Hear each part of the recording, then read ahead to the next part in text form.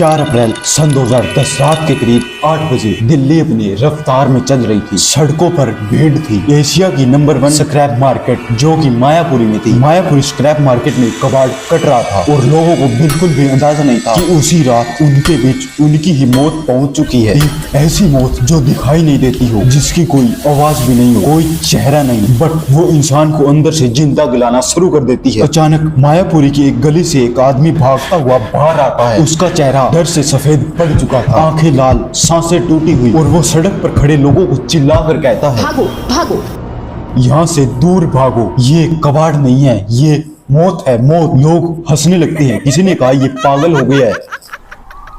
लेकिन अगले ही दिन वहां पर मिलिट्री की गाड़ी, पुलिस और देश के बड़े बड़े साइंटिस्ट पहुंच चुके थे। यानी कि वहां पर कुछ तो बड़ा हो रहा था। वहां पर रहने वाले आसपास के लोगों के घर भी खाली करवा दिए गए। यहाँ पे पुलिस ने बैरिकेड्स लगा दिए और यहाँ पे आपको एक भी आदमी अंदर जाता नहीं दिखा। पुलिस ने पूरी तरह से इंस्ट्रक्शंस दे दी गई है कि यहाँ पे इस इलाके में कोई भी अंदर नहीं जाएगा। कोई बिल्कुल पूरी तरीके से ये इलाका सील कर दिया गया है।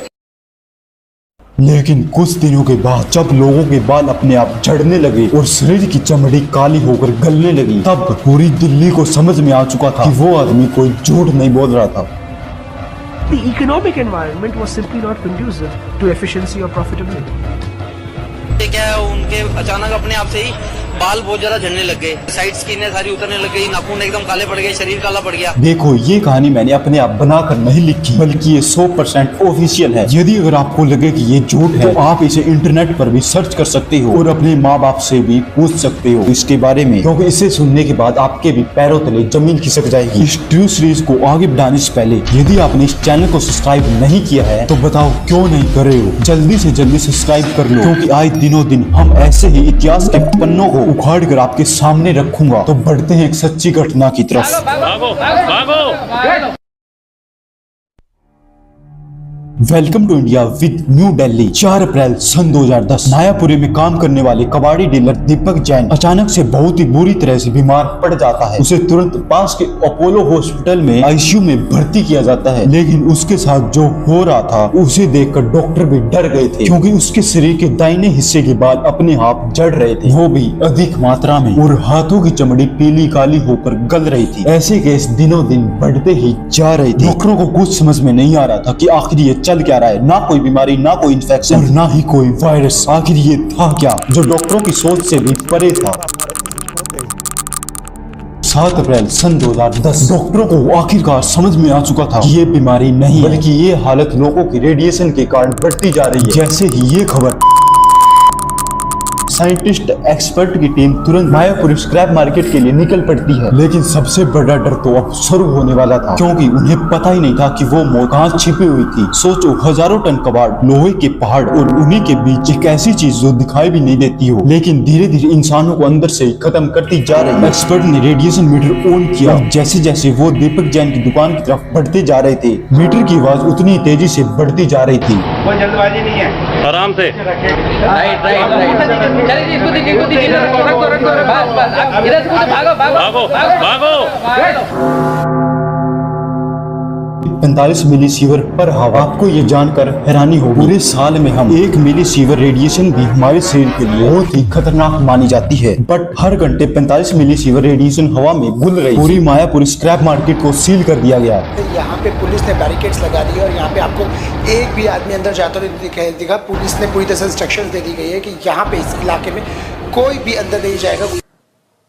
पुलिस, मिलिट्री और साइंटिस्ट की टीम हर तरफ फैल चुकी थी। एक्सपर्ट की परमिशन के बिना कोई भी अंदर नहीं जा सकता था। 8 अप्रैल सन 2010 आखिरकार साइंटिस्ट की टीम उस रेडिएशन फैलाने वाली चीज को ढूंढ निकालते। एक मेटल जैसी चमक और पेंसिल के आकार की तरह दिखाई देने वाली, वो था कोबाल्ट 60। लेकिन आखिर ये कोबाल्ट 60 था क्या? कोबाल्ट 60 कोई आम मेटल नहीं होता। ये एक रेडिएशन एक्टिव आइसोटोप था, यानी एक ऐसा पदार्थ जो अपने आप खतरनाक रेडिएशन छोड़ता रहता है।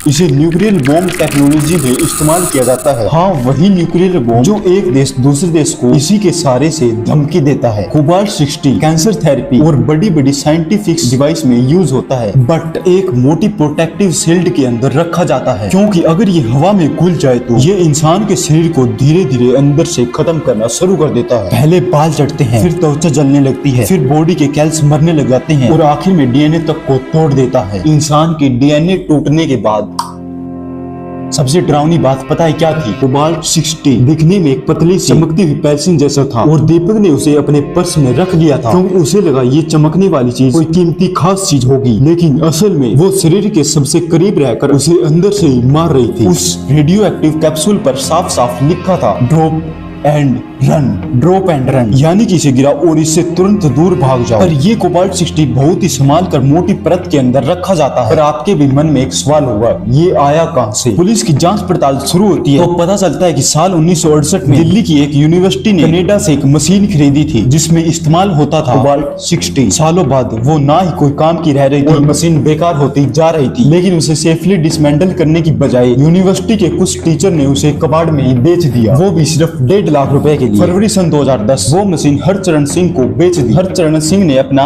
काम का सामान निकाल लिया। उन्होंने वो मशीन अगले डीलर गिरिराज गुप्ता जी को बेच दी। उन्होंने भी वैसा ही किया, अपना काम का कबाड़ निकाल कर आगे बेच दिया और फिर आखिर में दीपक जैन तक पहुंच चुकी, जो कि वो मशीन अब पूरी तरह से डिसमेंटल होने वाली थी।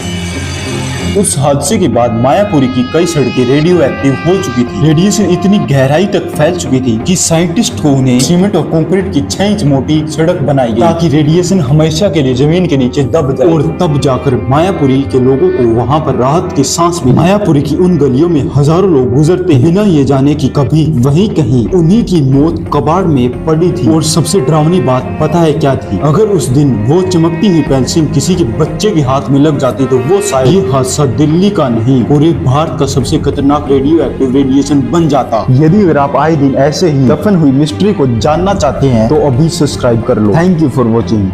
जेब में रेडियो एक्टिव, ये बात सुनने में भी अजीब लगती, लेकिन अजय जैन का यही सच है। पुलिस की माने तो अजय को उसके ही किसी दोस्त ने मायापुरी में कोबाल्ट 60 का ये टुकड़ा दिया था, जिसे बेशकीमती समझकर अजय ने अपने पर्स में रख लिया।